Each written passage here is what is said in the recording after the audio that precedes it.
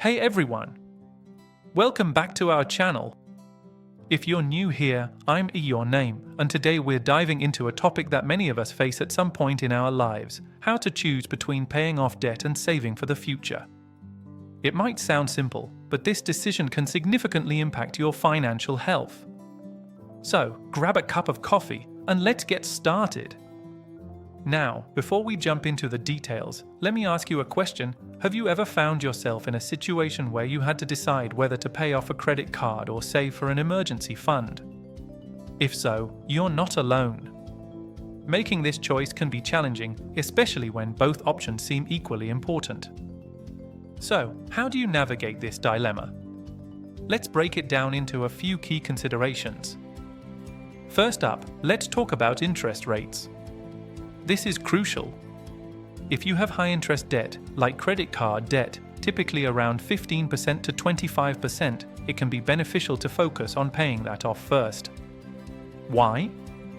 Because the longer you carry that debt, the more you pay in interest.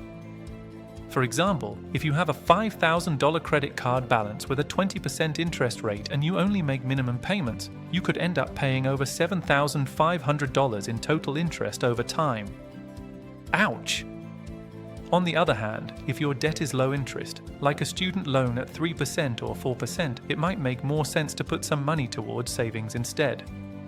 Why?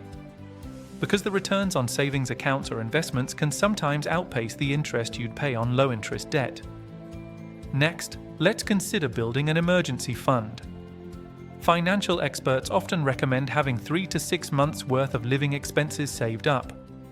This fund acts as a safety net in case of unexpected expenses, like car repairs or medical bills. If you don't have any savings and an emergency arises, you may find yourself back in debt. For instance, if your monthly expenses are $2,000, you should aim to have anywhere from $6,000 to $12,000 saved. If you're currently in debt but don't have an emergency fund, consider setting aside a small amount, say $500, before you tackle your debt. This way, you're prepared for any surprises without racking up more debt. Now, let's talk about your financial goals. What are you saving for? Is it a vacation, a house, or retirement? If your goal is time-sensitive, like buying a house in the next few years, you might want to prioritize saving over paying off low-interest debt.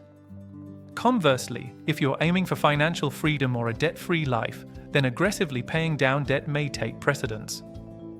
According to a survey by the National Foundation for Credit Counseling, 60% of Americans say they prioritize debt repayment over savings, which shows how prevalent this dilemma is.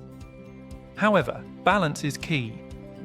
You don't want to be in a position where you're completely debt-free but have no savings, or vice versa. Lastly, let's not forget the psychological aspects of money.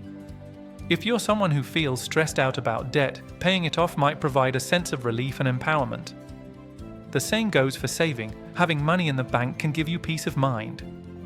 Sometimes, the emotional weight of debt can influence your decision, and that's completely valid. So, how do you find the right balance? One approach is the 50-30-20 rule. You can allocate 50% of your income to needs, 30% to wants, and 20% to savings and debt repayment. This way, you're addressing both paying off debt and building your savings simultaneously. In summary, choosing between debt payoff and saving isn't a one-size-fits-all situation.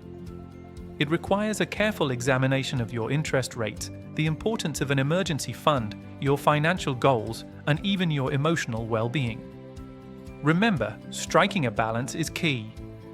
So, take a moment to assess your financial situation and decide what works best for you. If you found this video helpful, don't forget to give us a thumbs up, share it with your friends, and subscribe for more financial tips. And I'd love to hear your thoughts in the comments. How do you manage your debt and savings? Until next time, take care and happy budgeting.